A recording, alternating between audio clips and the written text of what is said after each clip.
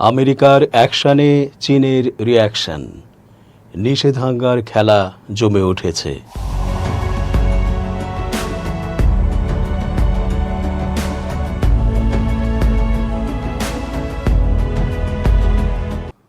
আসসালামু আলাইকুম দর্শক, কেমন আছেন? পুরো সংবাদ বিশ্লেষণ ও তথ্য পর্যালোচনায় বরাবরের মতোই আছি আমি এস জে রতন। শেষ পর্যন্ত দেখতে থাকুন আজকের পর্বটি। নিশ্চয়ই হয়তো আপনার মনের কথাটি আমরা বলতে যাচ্ছি। চেঞ্জ টিভির আন্তর্জাতিক চোখ আপনাদেরই অনুষ্ঠান। আমেরিকা ও অন্যান্য পশ্চিমা দেশগুলো বহু বছর ধরে ইরানের ওপর সব রকমের নিষেধাজ্ঞা জারি রেখে আসছে। ইরানের বর্তমান সামরিক কৌশল ও সক্ষমতা দেখে এখন থেকে ধীরে ধীরে তারা তা তুলে নিচ্ছে। একই রকমভাবে নানা বৈশ্বিক টানাপোড়েন, বাণিজ্য, ভূ রাজনীতি, মোড়লগিরি ও প্রেস্টিজ ইস্যুতে চীনের ওপরও নানা নিষেধাজ্ঞা ও বাণিজ্য সাবলীলতায় কড়াকড়ি আছে পশ্চিমাদের, বিশেষ করে আমেরিকার পক্ষ থেকে। আমেরিকার এই সকল বাধা বিপত্তির মুখে চীনও কম যায় না। তারাও পাল্টা অ্যাকশন নিচ্ছে আমেরিকার বিরুদ্ধে। তারাও আরোপ করছে নিষেধাজ্ঞা। এমনিতেই এখন ইরানের কাছে হেরে বৈশ্বিকভাবে পরাস্ত আমেরিকা, তার উপর চীনের এমন রিঅ্যাকশনে খুব খারাপ অবস্থা দেশটির। যুক্তরাষ্ট্রের কালো তালিকাভুক্তির জবাবে প্রতিরক্ষা ও বিরল খনিজ রেয়ার আর্থ খাতের সঙ্গে জড়িত 10টি মার্কিন প্রতিষ্ঠানের ওপর নতুন রপ্তানি নিষেধাজ্ঞা আরোপ করেছে চীন। মার্কিন প্রেসিডেন্ট ডোনাল্ড ট্রাম্প ও চীনের প্রেসিডেন্ট শি জিনপিংয়ের বৈঠকের 1 মাস পর এই পদক্ষেপ নেওয়া হলো। ওই বৈঠকে দুই দেশ শুল্ক কমানোর বিষয়ে কাজ করতে সম্মত হলেও প্রযুক্তি ও প্রতিরক্ষা খাতে বিরোধ অব্যাহত রয়েছে। সম্প্রতি ওয়াশিংটন 80টি চীনা কোম্পানি ও তাদের সহযোগী প্রতিষ্ঠানের একটি নতুন কালো তালিকা প্রকাশ করে। যুক্তরাষ্ট্রের দাবি, এসব প্রতিষ্ঠান চীনের সামরিক বাহিনীকে সহায়তা করছে। তালিকায় প্রযুক্তি প্রতিষ্ঠান আলিবাবা, বাইদু এবং বৈদ্যুতিক গাড়ি নির্মাতা বিওয়াইডির নামও রয়েছে। এর জবাবে চীনের বাণিজ্য মন্ত্রণালয় জানায়, নতুন রপ্তানি নিয়ন্ত্রণ ব্যবস্থা যুক্তরাষ্ট্রের চীনা সামরিক প্রতিষ্ঠান তালিকা সম্প্রসারণের প্রতিক্রিয়া। বেজিংয়ের দাবি, এই পদক্ষেপ জাতীয় নিরাপত্তা রক্ষার জন্য নেওয়া হয়েছে। নিষেধাজ্ঞার আওতায় থাকা মার্কিন কোম্পানিগুলোর মধ্যে রয়েছে অ্যাভক্স, ওস্কোপ ডিফেন্স, এমপি ম্যাটেরিয়ালস এবং ইউএসএ রেয়ার আর্থ। চীনের বাণিজ্য মন্ত্রণালয় জানিয়েছে, এসব প্রতিষ্ঠানের কাছে সামরিক ও বেসামরিক উভয় কাজে ব্যবহারযোগ্য পণ্য রপ্তানি নিষিদ্ধ করা হয়েছে। পাশাপাশি চলমান সব ধরনের সংশ্লিষ্ট রপ্তানি কার্যক্রমও অবিলম্বে বন্ধ করার নির্দেশ দেওয়া হয়েছে।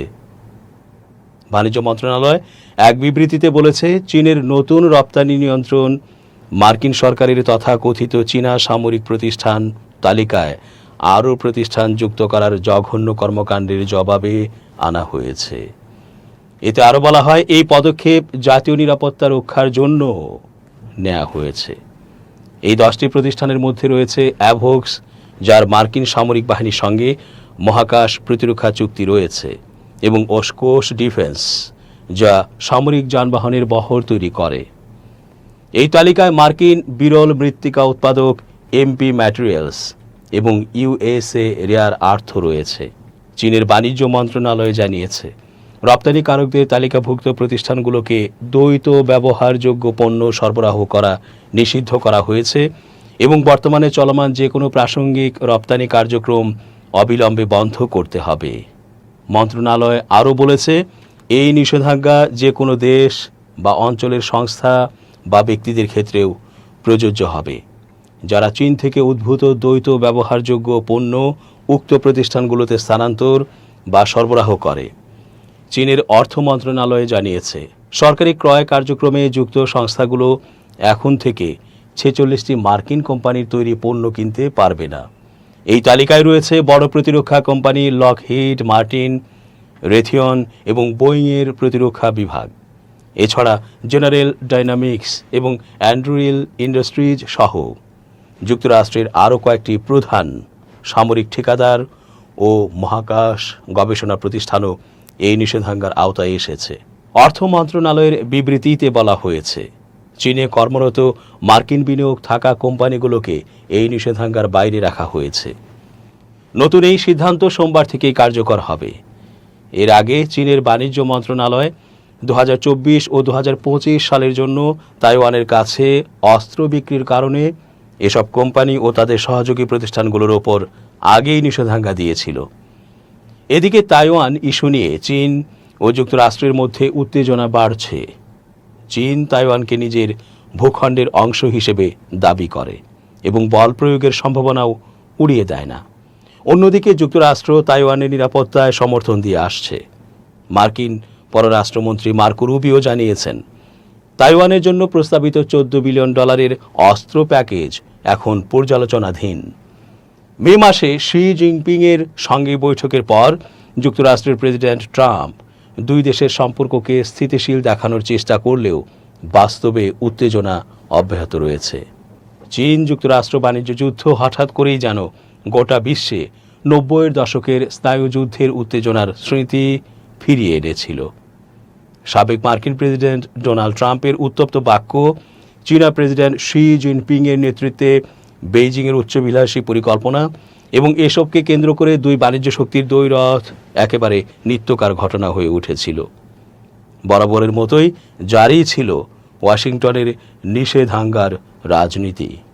কথা হলো, চীন যুক্তরাষ্ট্র এমন উত্তেজনা কি হঠাৎ করে জন্ম নিল? এটা কি শুধুই যুক্তরাষ্ট্রের বাণিজ্য প্রতিদ্বন্দ্বী হিসেবে চীনের দাঁড়িয়ে যাওয়ার কারণেই হচ্ছে, নাকি এর মূল আরও অনেক দূর বিস্তৃত? এমপ্রেস অব চায়না নামের জাহাজটি যখন চীনের ক্যান্টনে অর্থাৎ বর্তমান গুয়াংঝু পৌঁছায় তখন আগস্ট মাস। এই ক্যান্টনই তখন পশ্চিমের সঙ্গে চীনের যোগাযোগের ভর কেন্দ্র। সেই 1760 সাল থেকে পশ্চিমা দেশগুলোর সঙ্গে যাবতীয় বাণিজ্য সম্পর্ক রক্ষায় এই বন্দরের ভূমিকায় ছিল মুখ্য। সে যাই হোক, 1784 সালের আগস্টে এই ক্যান্টনে ভেড়া এমপ্রেস অব চায়না জাহাজে চড়ে শুধু পণ্যই এলো না, এলেন চীনে যুক্তরাষ্ট্র কংগ্রেসের পাঠানো অনানুষ্ঠানিক প্রতিনিধি অর্থাৎ কনসাল স্যামুয়েল শ। মার্কিন কংগ্রেস নিযুক্ত হলেও তিনি কিন্তু চীনের তৎকালীন কর্তৃপক্ষকে নিজের কাজ ও আগমন কোনো কিছু সম্পর্কেই কিছু জানালেন না। কূটনৈতিক তথ্য দেয়া বা না দেয়ার সূত্রটি তাই বলা যায় অনেক পুরনো। আজকে যে গুপ্তচর বৃত্তির অভিযোগ এক দেশ আরেক দেশের বিরুদ্ধে তোলে, তার মূলটি বহু বছর আগেই প্রথিত ছিল বলা যায়। আধুনিক সময়ের কথা বললে এই দুই দেশের মধ্যে ঠান্ডা লড়াইয়ের সূত্রপাত হয়েছিল আজ থেকে 72 বছর আগে, গণপ্রজাতন্ত্রী চীনের প্রতিষ্ঠাকালে। লাখো কৃষকের আশার বাতি হয়ে মাও সেতুংয়ের চীনের জন্মের সময়েই রোপিত হয়েছিল চীন যুক্তরাষ্ট্র বিরোধের বীজ। নানা সময়ে এর মাত্রা বেড়েছে কমেছে। ট্রাম্প জমানায় এই উত্তেজনা এতটাই বেড়েছিল যে মানুষের মনে এমনকি সত্যিকারের যুদ্ধের আশঙ্কাও তৈরি হচ্ছিল। ডোনাল্ড ট্রাম্প ক্ষমতা ছাড়ার পর এই উত্তেজনায় ভাটা পড়ার আশা দেখেছিল মানুষ, কিন্তু তা হয়নি। এই না হওয়ার পেছনে বিরোধের দীর্ঘ ইতিহাস যেমন রয়েছে, তেমনি রয়েছে পুঁজিতান্ত্রিক অর্থনীতি ও এর দ্বারা নিয়ন্ত্রিত বিশ্বের নানা সমীকরণ। অক্টোবর 1949 গণপ্রজাতন্ত্রী চীনের প্রতিষ্ঠা হয়। চীনের কমিউনিস্ট পার্টির নেতা মাও সেতুং 1949 সালের 1 অক্টোবর জাতীয়তাবাদী সরকার চিয়াং কেই শেককে পরাজিত করে গণপ্রজাতন্ত্রী চীনের প্রতিষ্ঠা করে। তখন চিয়াং এবং তার অনুগামী হাজার হাজার সেনা তাইওয়ানে পালিয়ে যায়। যুক্তরাষ্ট্র চীনের জাতীয়তাবাদে সমর্থন দিয়েছিল এবং তারা দ্বিতীয় বিশ্বযুদ্ধে জাপানের বিরুদ্ধে লড়েছিল। চিয়াংকে ক্ষমতাচ্যুত করার পরও তাকে সমর্থন দিয়েছিল যুক্তরাষ্ট্র। মূলত তখন থেকে শুরু হয়ে আজ পর্যন্ত চীন ও যুক্তরাষ্ট্রের মধ্যে বিরোধ চলছে। জুন 1950 কোরিয়ায় শুরু হয় যুদ্ধ। 1950 সালের 25 জুন তৎকালীন সোভিয়েত ইউনিয়ন সমর্থিত উত্তর কোরিয়ার সেনাবাহিনী দক্ষিণ কোরিয়ায় আক্রমণ করে। তখন যুক্তরাষ্ট্র ও জাতিসংঘ দক্ষিণ কোরিয়ার পক্ষ নেয় চীন সমাজতন্ত্রে আস্থা রাখায় উত্তর কোরিয়ার পক্ষ নেয়। ওই যুদ্ধে প্রায় 40 লাখ মানুষের মৃত্যু হয়েছিল। জাতিসংঘ চীন ও উত্তর কোরিয়ার মধ্যে চুক্তির মধ্য দিয়ে 1953 সালে যুদ্ধটি শেষ হয়।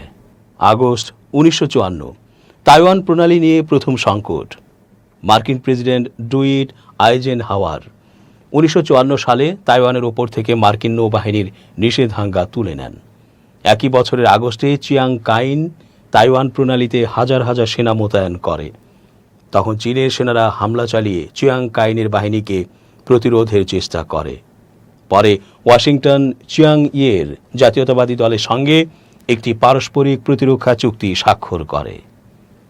1955 সালের বসন্তে যুক্তরাষ্ট্র চীনে পরমাণু হামলার হুমকি দেয়। ওই বছরের এপ্রিলে চীন আলোচনায় বসতে রাজি হয়। তবে ডাচেন দ্বীপ বিজয়ের মাধ্যমে চীন তখন সীমিত পরিসরে নিজেদের জয়ী দাবি করে। এই সংকট 1956 ও 1996 সালেও দেখা দিয়েছিল। 1959 সালের তিব্বত বিদ্রোহ। তিব্বত দখলের 9 বছর পর তিব্বতে চীনের বিরুদ্ধে বিদ্রোহ শুরু হয়। তিব্বতের লাসা থেকে এই বিদ্রোহ ছড়িয়ে পড়ে। চীনা বাহিনীর হাতে তখন হাজার হাজার তিব্বতী নিহত হয় এবং দালাই লামা বাধ্য হয়ে ভারতে পালিয়ে যান। তখন যুক্তরাষ্ট্র ও যুক্তরাজ্য চীনের এমন কর্মকাণ্ডের প্রতিবাদ জানায়। 1950-এর দশকে তিব্বতে চীনের বিরুদ্ধে যে প্রতিরোধ হয়েছিল তাতে মার্কিন গোয়েন্দা সংস্থা CIA এর সমর্থন ছিল। পরমাণু শক্তিধর দেশের তালিকায় চীনের প্রবেশ।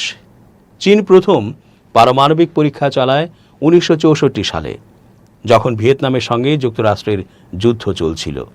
সে সময় চীন সীমান্ত এলাকায় ভিয়েতনামের সেনাদের সাহায্য করেছিল বলে অভিযোগ রয়েছে। পিং পং কূটনীতি। 1971 সালে চীনের আমন্ত্রণে মার্কিন টেবিল টেনিস পিং পং দল চীন সফর করে। এজন্য এর নামকরণ হয় পিং পং কূটনীতি। পিং পং কূটনীতি চীন মার্কিন সম্পর্কের ক্ষেত্রে নতুন সম্ভাবনার দ্বার উন্মুক্ত করে। 1964 সালে স্নায়ুযুদ্ধের কালে সাবেক সোভিয়েত ইউনিয়নের সঙ্গে চীনের যুদ্ধের প্রেক্ষাপটে চীন যুক্তরাষ্ট্র সম্পর্কের বরফ গলতে শুরু করে। সঙ্গে ছিল বাংলাদেশের মুক্তিযুদ্ধের প্রেক্ষাপট। কৌশলগত মিত্র পাকিস্তানের স্বার্থ বিবেচনায় ওয়াশিংটন বেইজিংয়ের সঙ্গে সম্পর্ক উন্নয়নের কৌশল নেয়। 1971 সালের জুলাইয়ে তৎকালীন মার্কিন পররাষ্ট্রমন্ত্রী হেনরি কিসিঞ্জার চীনে গোপন সফরে আসেন। এরপরই চীনকে স্বীকৃতি দেয় যুক্তরাষ্ট্র।